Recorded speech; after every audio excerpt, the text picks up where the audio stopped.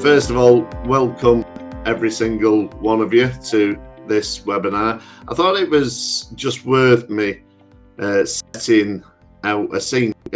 Jason, you're driving the slides, aren't you? Would you mind just popping over to the first slide? Just setting the scene. So since 3 years ago, when I became the chief exec of LCRIG, I think the biggest issue that I believe that suppliers and clients have faced over the course of those 3 years has been the ability to be able to, for a client to be able to access goods and services from hundreds of suppliers right across England. And it's often because it's been cited, well, you're not on one of our preferred lists, you're not on one of our frameworks, you're not on this list, and you're not on that list, and therefore we can't buy your goods and services from you. So what we set about doing a couple of years ago was creating a platform, an opportunity where every single local highway authority in England, Scotland, Ireland and Wales could access goods and services from the private sector. Now with our IPS, and this is all summarised in the slides we're going to go into detail with, so we're on this slide for now. In terms of what we've achieved that over the course of the last 2 years, and we'll go into some detail as we go through this presentation on how we've done that, but I wanted to set the whole context first. So we now have a platform that suppliers can access and get onto this platform that local government across our 4 nations can access all of these goods and services. So step one beyond that now is to identify the initial types and goods and services that we wanted to push through this mechanism, and we've done that. The second step was to populate the platform with organisations that are hopefully represented here today and many more besides. Now, the reason that that's the next part in the sequence is, of course, we need organisations on there that local government can go and buy from. And that is really the final step in this, is that we get local governments on board, which they are on board, incidentally, who will want to come and buy goods and services via that mechanism. So now getting to the presentation, I would like you to hold that in your mind's eye, because that sets the whole concept of what we've done over the course of the last 3 years. So the focus is for today on all of you good people who are here represented, classed as associate members, but private sector suppliers who want to sell goods and services to local government.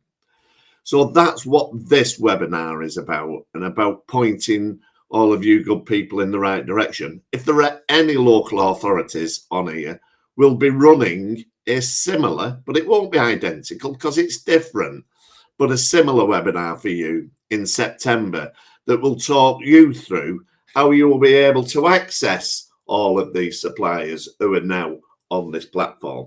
Thanks, Jason. So the origins of the IPS, and Jason will be thinking, blimey heck, Martin, you've told the whole story. That's ruined the whole slide deck. But I wanted to set the context so that now we can drop into some of the detail. The reason behind it was the ability for local government to be able to purchase innovation. Wow, it's incredibly hard. And I mean incredibly hard. And when they've said to you 20 times, which I'm sure you've already heard as suppliers, that you're not on this list and you're not on that list, it is honest. It's, procurement has a part to play within our world of local government. And I shouldn't call them barriers to access of innovation, but these things are there to challenge probity and are there to challenge the right way of doing things. So we need to embrace them, and that's what we've done here.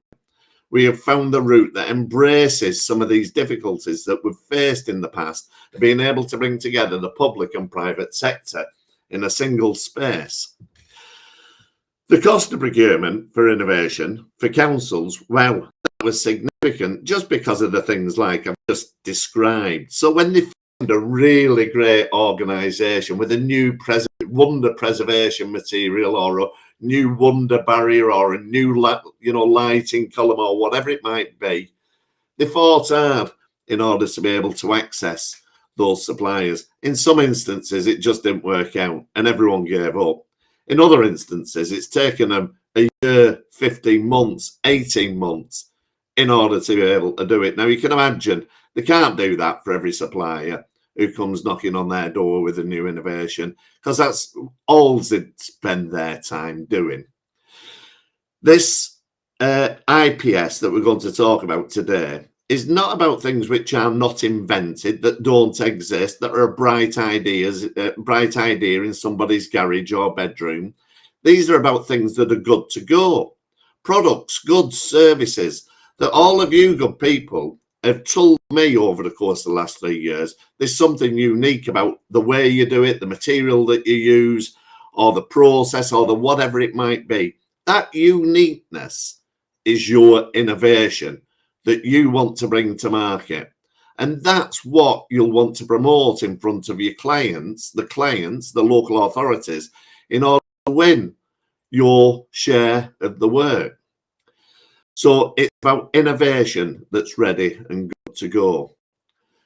And the need for innovators to reach all councils. We did think about doing this on a regional basis. So we'd have one in the Northwest, one in the Northeast, one in the Midlands, so on and so forth. We decided that, no, within our wisdom, many of the very small SMEs are more than happy to be selling their services, particularly if it's goods, right across the UK, across our 4 nations, England, Scotland, Ireland and Wales. And therefore, why should we constrain the market with this? So we haven't. We've maximised that market opportunity. Thanks, Jason. So the IPS scope. I mentioned that we had to go through our sequence and what we've done. So we looked at the innovation right across the breadth of the highways sector. We looked at the service that local government buys in bulk, struggles to buy because it's innovation, or just struggles to buy because they're not on a framework, and so on and so forth. So we've taken everything into consideration in developing our IPS. We've done it in partnership with Crown Commercial Services. Now, when I was in local government back in the 80s, I always used to get told we couldn't get hung for buying IBM. IBM, for those of you old enough to remember, are computers, but they were the best. It's all we had. It's all we had access to. And because they were seen as gods of the IT world, if you bought an IBM, you couldn't get hung for the fact that it's set on fire and wouldn't do what you needed it to do, because that wouldn't happen with IBM. I'm saying the same now about Crown Commercial Services. We can't get hung for using them because they are the government procurement body, and I don't big them up enough in actual fact in terms of the scope of services that they cover right across the entire built environment and more. So they have, I think, in the region of 108 different routes to market, and probably even more than that. But they're trying to cover the whole gambit. What Crown Commercial Services have done in partnership with LCRIG is develop a brand new way of them looking at the market. They have decided to look through our lens in LCRIG, because we said we don't buy goods and services via the mechanisms that they had currently engaged. We buy on a sectoral basis. So we buy for highways.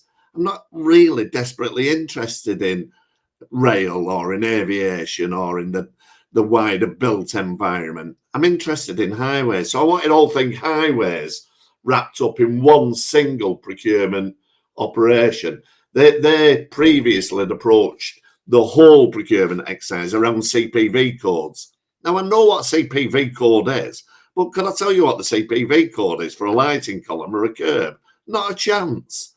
So, What a waste of time that would be, us listing out 500 CPV codes and saying it's against these, and that's how you go out and you buy your goods and services. You can do it in a pragmatic way by saying, I've got a problem with my Victorian sewers. You know, who can come and provide some support for me around that particular issue? I said we had to pick a category to launch with, and we have launched with road surface innovation. I think there's a bit more about that on the next slide, isn't there, Jason? Yeah, we chose road surface innovation because of the words it says there, the most logical place to start.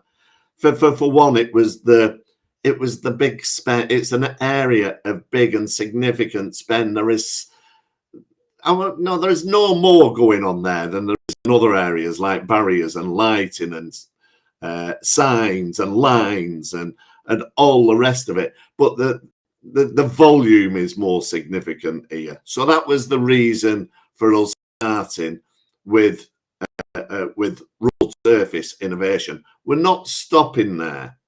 As soon as we are confident that we have got this into a place where we are able to remove ourselves from the degree of hand-holding that we're having to do at this point in time to a point where it self-manages itself more, it will never get, I say it will never get to the, that absolute end of, that journey, but it will need less support from us. But right now, there's a number of us from LCRIG on this call. We pour all of our efforts into this, and to split our efforts into some of the other categories that we know we're going to launch would be wrong to do right now.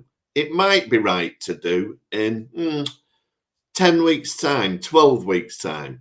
And some of the other categories there that we've listed out, water course management, structures, specialist consultancy support, etc. So this is not the end of our journey. This is nothing more than the mere start for us. Thanks, Jason. And now finally, from me, the IPS and your ability to access it and local government's ability to access it is all through the LCRIG front door. That is your route to Nirvana. That is your route to clients coming buying your services, is coming through the LCRIG front door, because if we are aware of the opportunity for many reasons. One is all the guidance documentation is there.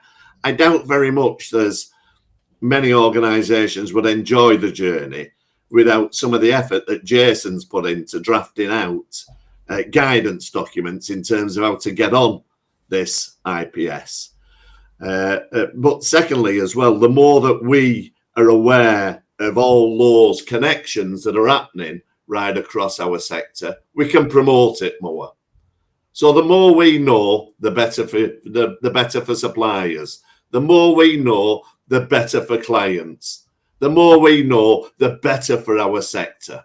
So it really is a case of us wrapping all of this together. So the one single route for us all is through the LCRIG front door.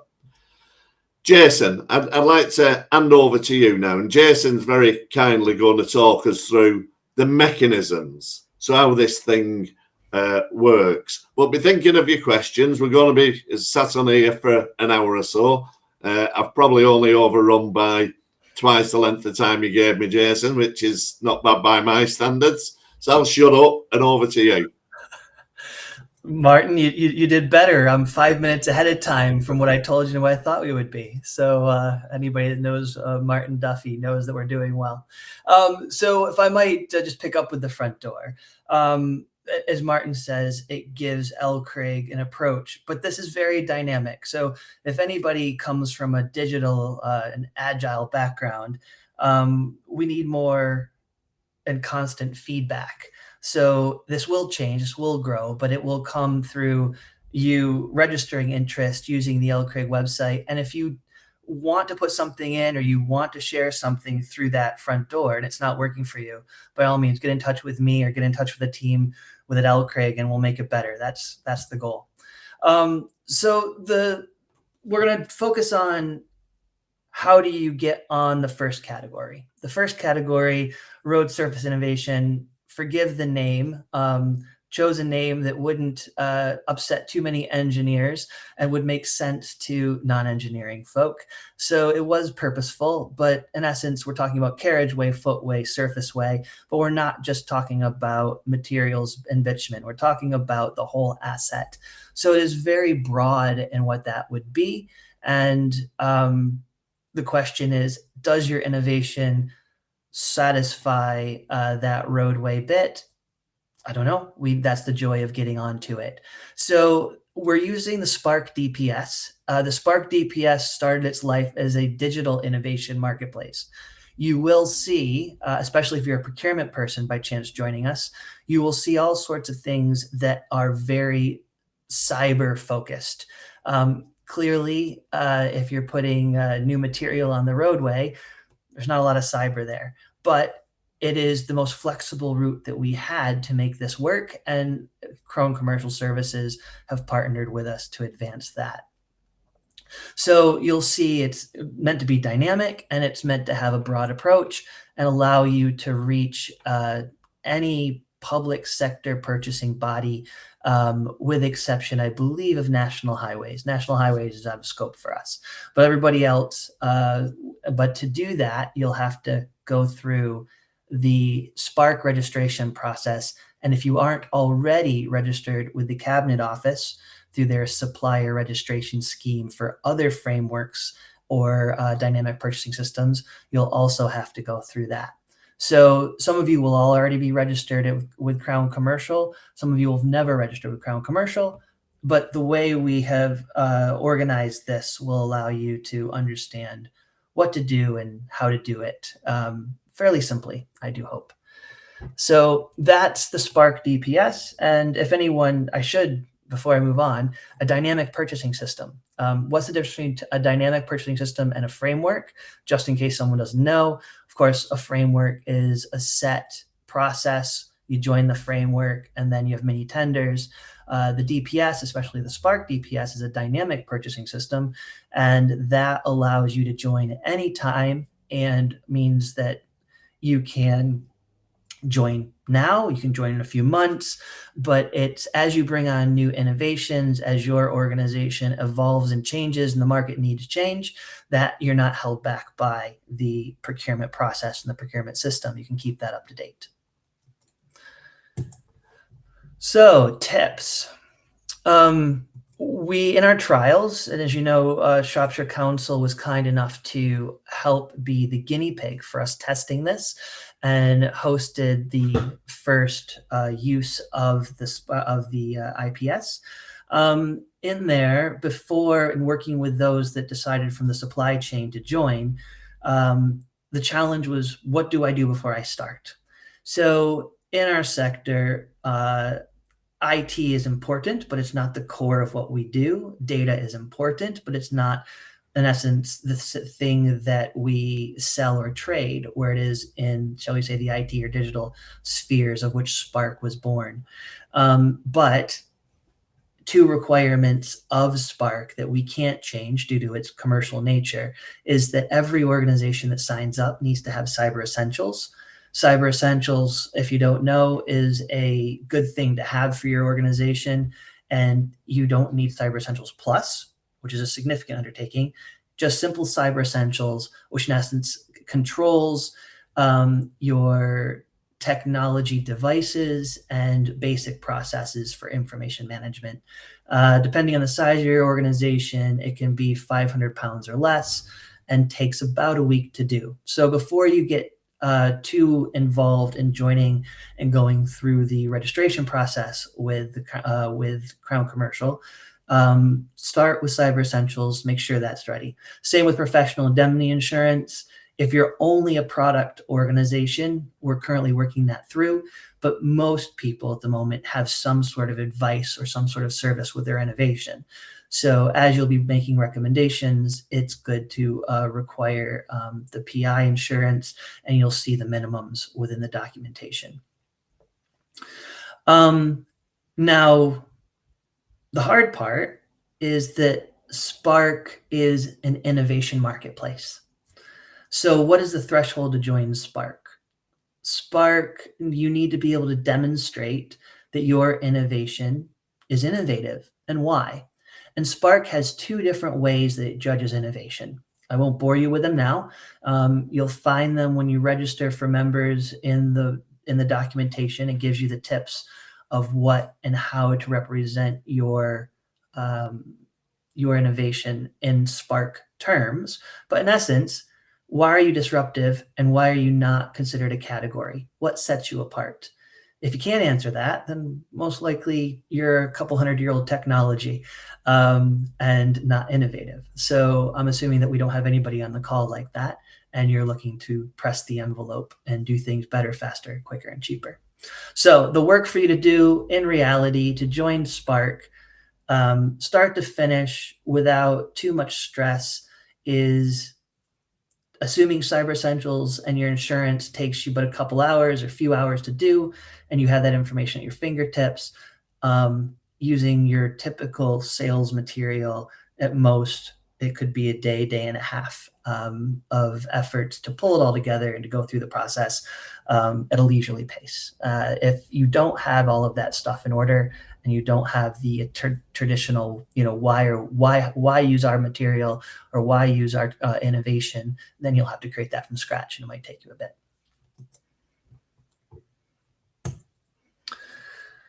So,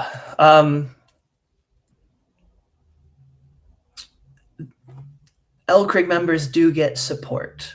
So there is a support guide. With all things Crown Commercial, the fact that it is so flexible but so broad, the order form for the client is a couple 100 pages.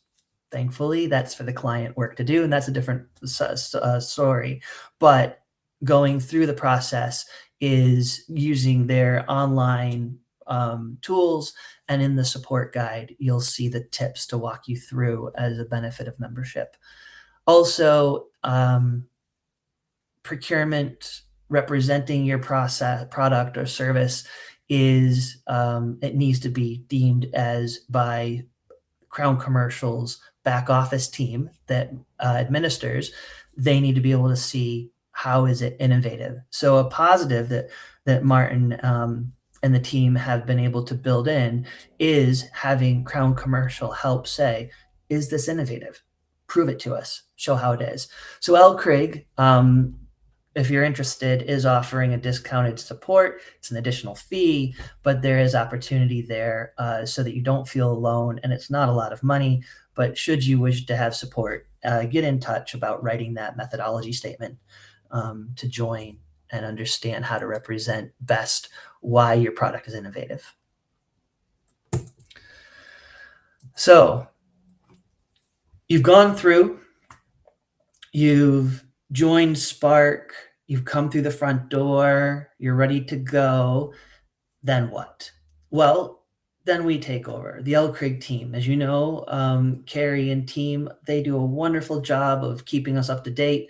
I always look forward to Thursday or Friday with the LCRIG newsletter coming forward and the good news stories that come from the sector within it. So once you join it, LCRIG will tell people you've joined it. It'll be clear. It'll also be clear to any other person or any other council, shall we say, that uses the Spark DPS. You'll appear as somebody that can participate in competitions and provide a request for proposal through that facility. I need to emphasize, though, that LCRIG isn't a sales agent. There's no favoritism here. It is about promoting the sector. It's about promoting innovation. And the hope is, I think the LCRIG's mission is, to move innovation forward quicker for the benefit of our public so that we have a better asset quality for a longer life with less impact. So that's the goal. And but it should, as Martin opened up with, remove the challenge of saying, well, you're an innovation. How do I buy you? How do I trial you? If I'm willing to take the risk as a council, how do I make it work? And LCRIG will share every every innovator that joins and what they do and how they're different. That's the goal. So we're wrapping up before we get into the fun of questions. So the takeaways for you today are that this is a national reach across the UK with Crown Commercial Services in partnership. It's the only one of its kind. I feel quite proud, I think, saying this. I don't believe there's one that has the reach for an innovation marketplace that this does for the sector. I can't emphasize enough how important it is to register with the LCRIG front door. At the same time, we'll get into how do you engage with customers? What do I tell you? What do you tell them if they want to buy services and use this route? We'll talk about it in a minute, but realistically, you want your customer to also register at the front door. And that's also, if not more important, because it captures the need of the innovation. What is the problem they're facing, and why would they be selecting you? That's great for the sector and allows LCRIG to share that widely. And then once you have registered, most I think of you probably have come through and put in your innovation, you can go to your members area and see the guide to begin. And it is a fairly concise way of stepping through. If you find problems, concerns, nothing clear, most of you should have my contact details. By all means, get in touch and I will gladly answer any questions as I'm the author and we want to have continuous improvement in the sector, correct? So, Martin, shall we delve into questions that we've received first from email before we open the floor? Yeah. Let's do that, Jason. One final thing I'd like to say. Once you are on this LCRIG IPS, never again can a local authority say to you, I don't have a route to procure your services, because they've got the government route to procure your services. So this is the key to creating that opening. Yeah, so on to email, Jason. Well, and if I may just extend that, every procurement person I've ever worked with talks about the cost of procurement. The cost, we've done this so that the cost to the council is as little as we possibly can make it. So there shouldn't be any barriers to using it, and there isn't any uplift in cost to them directly. So questions from email. Thank you to those who submitted. Your names were kept anonymous, and there was a little bit of literary license to separate a few of these compound questions. But Martin, so why don't you tell us about the cost, please? And is it free, or what's the cost arrangements here? So the cost arrangements to using the IPS is that there is a fee to be paid to Crown Commercial Services. It's 1%, and please, Jason, Kerry, you correct me. These are numbers that are in my head, and purposely I've not looked at these questions. Jason and I talked about them yesterday, and I said, put them up. We'll go a cappella on it because it's better we just talk about it, really. So I'm seeing these for the first time. So the cost is that 1% from recollection. Of that 1%, LCRIG take 10%. So we're getting 0.1 of a percent in terms of an income because of this great work that we've done. Personally, I think that it should be the other way around. However, you know, we're not the drivers of this bus. You know, the bus belongs to Crown Commercial Services, and that's the financial, the commercial arrangements that they've got in place for it. Exactly. And so, if I may add, Martin, the cost to make this work, and also your cost to drive your supply chain and the cost of bidding, hopefully, when your customers are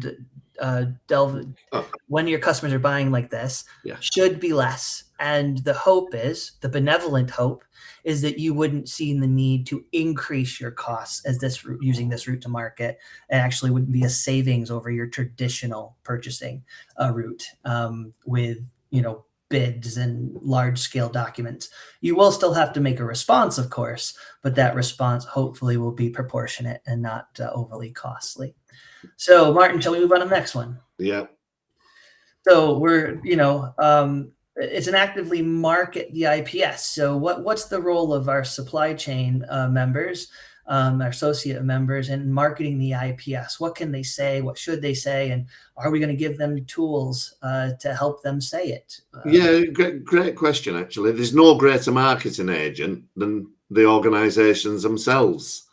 You are the ones who are going into the local authorities on a regular basis, reminding them of the goods, the services, the products, etc., that you have to offer, and their opportunities to purchase them. You've now got a mechanism sat behind you. I think that yes, Jason, is the answer. We should provide almost like a half pager, nothing longer, which is a statement that says why local authority can, in fairness, we've probably written it, 10 times in different versions. We'll have it somewhere across the documentation that we've already crafted, but why local government could and should use this to access goods and services of those organisations that are on it. And then if I was one of the organisations that was on it, I would make sure that I got a copy of that and I would fold it up neatly and put it in my wallet. And then every visit to every local highway authority, I would pull that out and say, I know that you'll be aware, but... So that's how I would deal with it. And yes, we can help. Well, and I guess we can help, but at the same time, I'm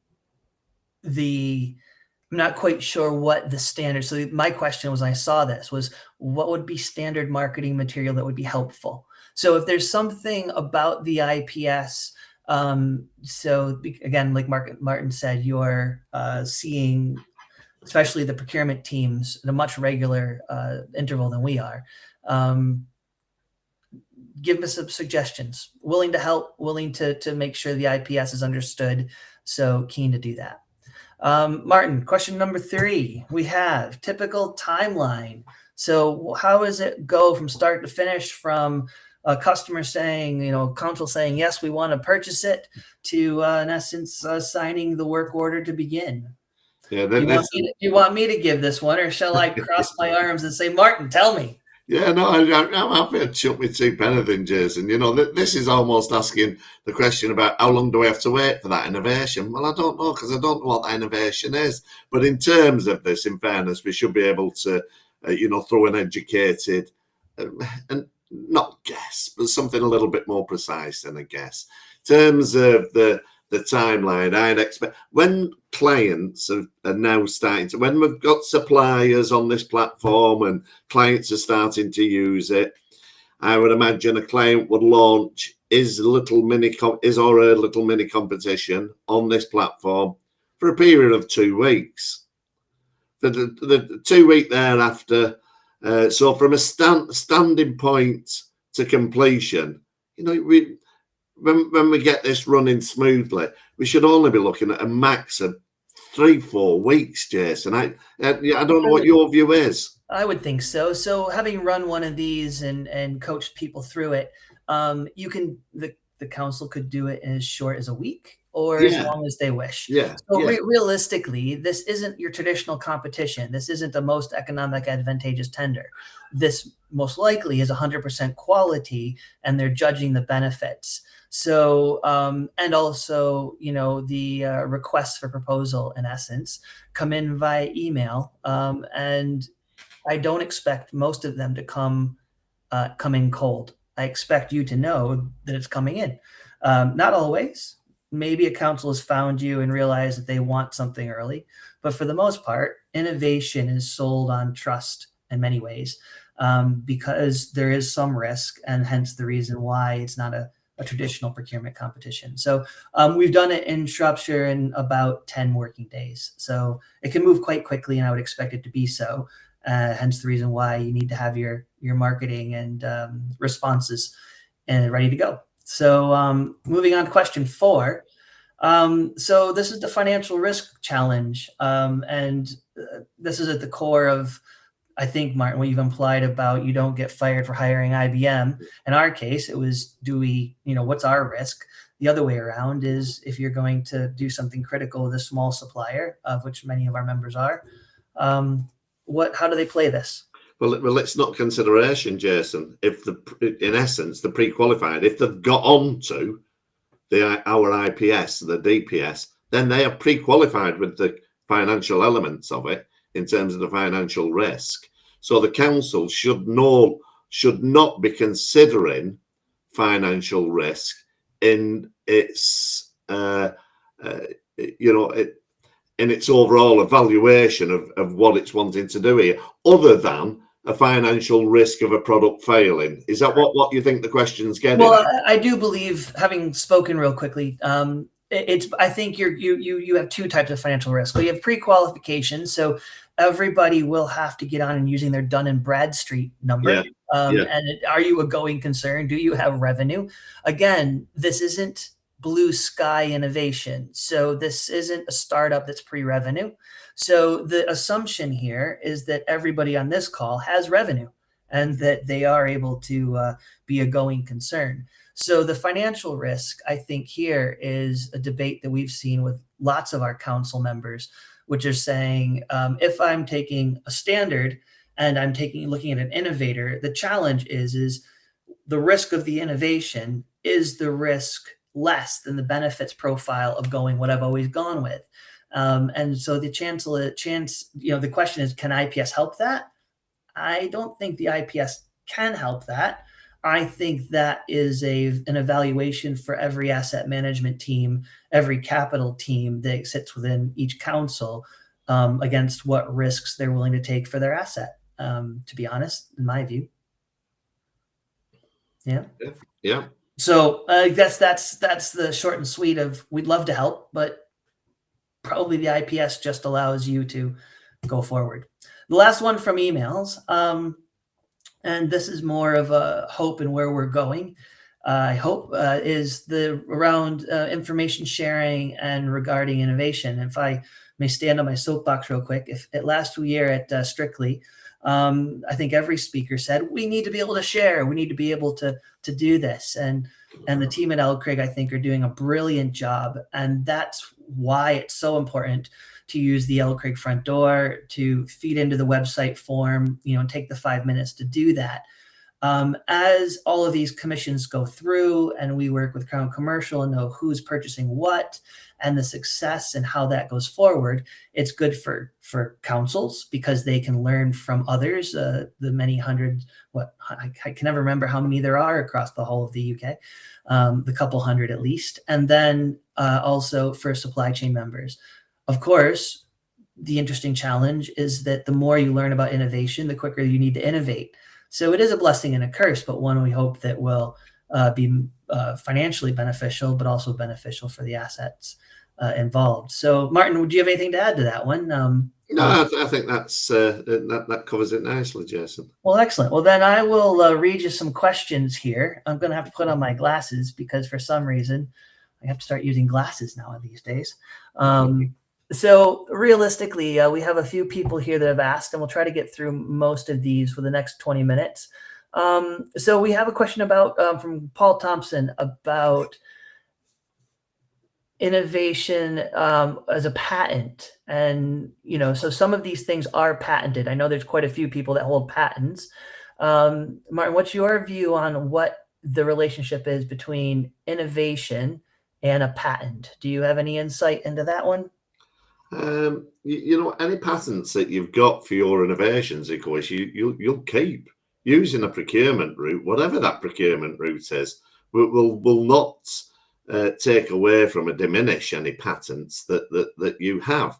That will stay in existence with your company. So I can't see that there's any special relationship that using the IPS as with a patent, either to weaken it or to strengthen it. It doesn't either. That's what your business needs to look after, Paul, in terms of strength, continually strengthening your patent when you've got good products and services that others are right, looking to replicate in a sense. Right. But that's for your business to look after. Well, if I would add, in terms of the IPS, and I think this is probably the other second part of Paul's question, is in the place where you put the methodology statement to say why you're innovative. Yeah. Well, in essence, it's the core of your patent. Yeah. So that's where we're looking to you to set up. And of course, if you need help,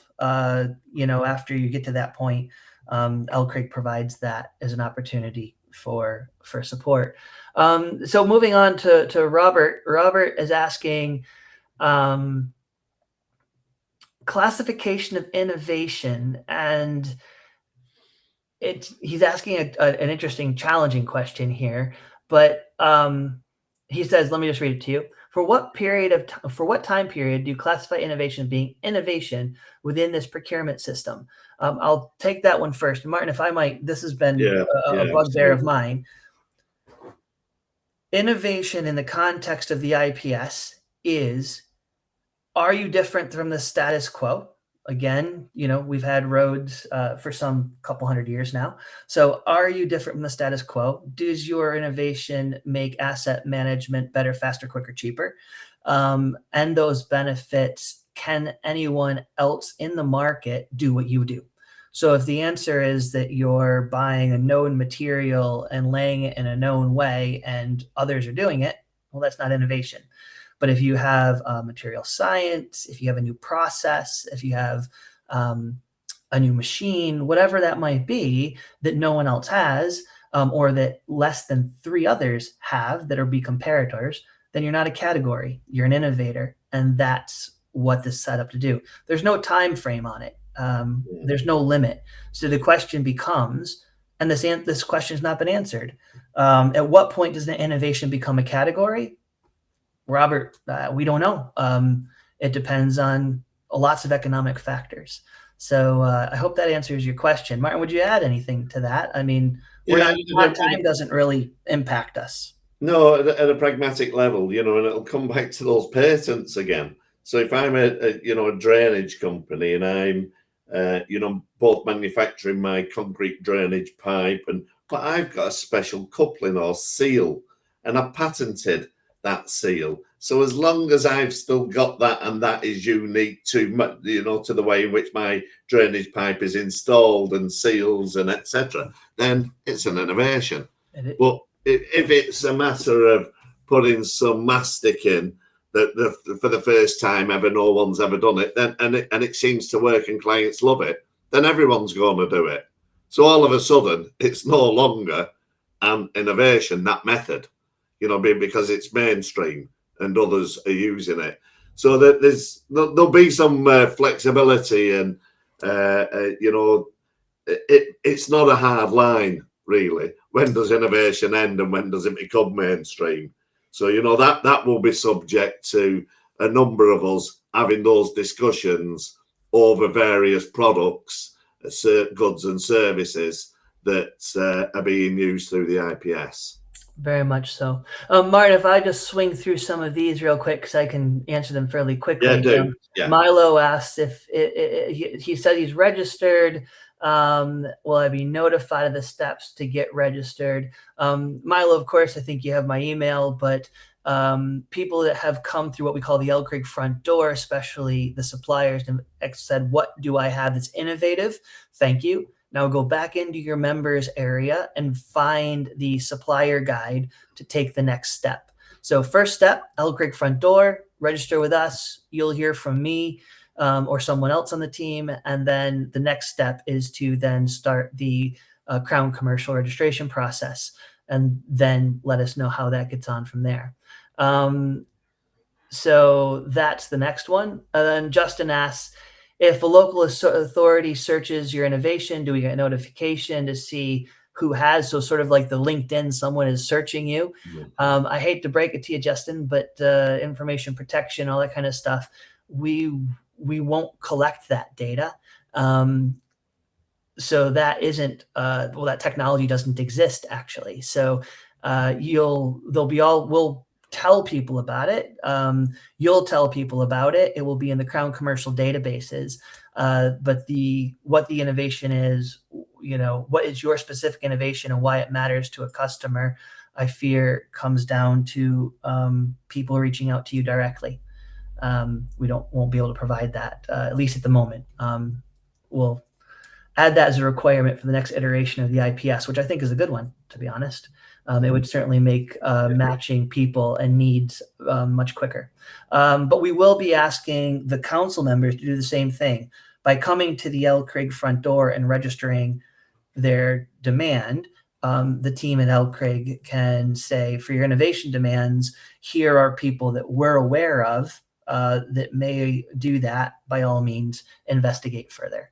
How much of that we can do yet is to be seen. It all comes down to what people can share.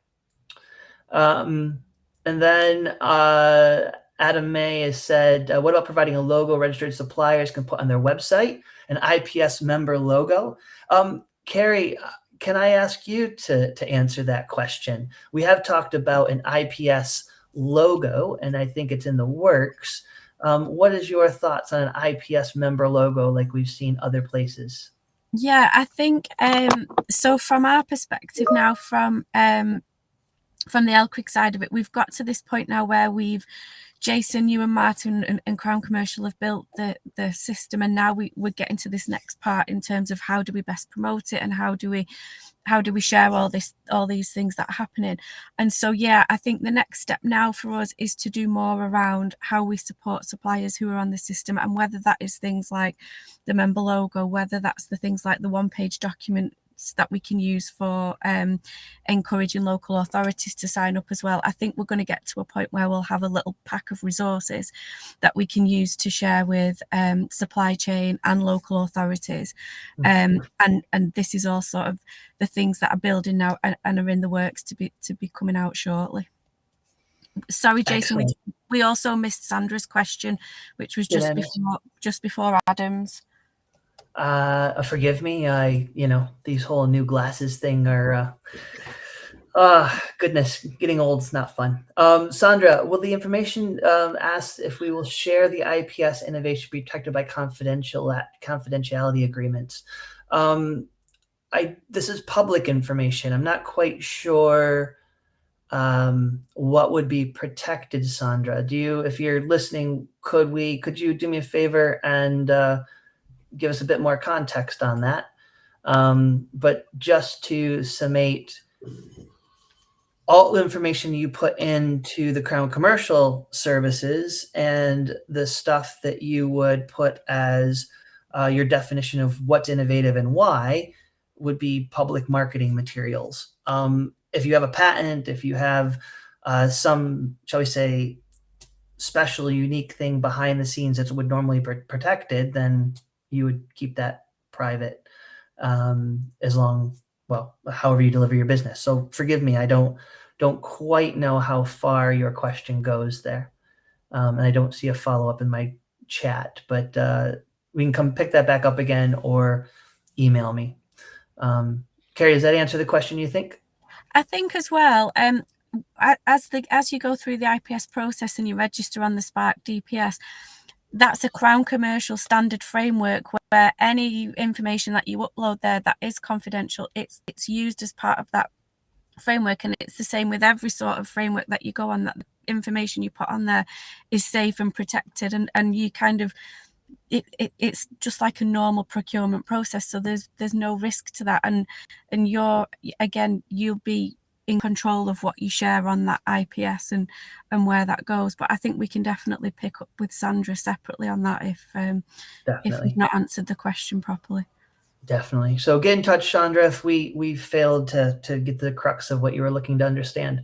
We have 2 more questions left, and it doesn't seem as though any more are flowing into my chat, but we have 8 minutes left, Martin and Kerry. So the next question from Scott is, do you have an indication of the timeline for the next lots? Is there there are existing registered suppliers and other CCS frameworks, and does it have an effect on the IPS registration? So why don't we take the first bit? Martin, you opened up with an expectation setting of the next lots. Yeah. Would you reiterate that for us? Yeah, so, in terms of the next lots, if this runs smoothly and no reason that it shouldn't, we've mapped everything out. We ought to be looking at the next lot within a 3-month period. So it puts us certainly within this calendar year, followed up maybe once every quarter with a subsequent lot. In total, I think, Jason, correct me, have we got 6 or 7 lots that we've identified? Well, the steering committee, and of which we are remiss in thanking the steering committee. Yes, we are, yeah. So forgive me, our technical difficulties. Yeah. I'm blaming Martin. That's it. I'm just going to commit to it. I'm blaming Martin. So realistically, we should thank the steering committee because they have given us the 8. We have 8 various asset types of classes or services, of which those are dynamic, but we prioritized. So we have 1, hopefully 7 more to go that covers mostly the breadth of the services and assets within highways, and we go from there. Just on that, Jason, it is remiss of me because, just in order to remind people who has been supporting this, and Jason's mentioned our steering committee that has helped us develop to this stage. It's worth me saying, I won't mention every individual, but the industry has come together. Whilst it's an LCRIG initiative, because we've led it, it was our idea. We brought together the great and the good, and we had the president of LGTAG, we had the executive from ADEPT, we had the president of the Road Surface Treatments Association, chief exec of APSI, we had the chairman of SECA. So you can see that we brought the whole industry together in order to come up with the model and the categories and etc. So all of these individuals will be promoting this IPS within their own streams as well. This is not just an LCRIG standalone thing. I'm expecting others to promote. Sorry, Kerry. And Martin, can I also add as well that the initial project was funded by Department for Transport, and it's also being promoted as well by Department for Transport. Absolutely. For which we're very thankful that everyone had that vision to allow this to happen.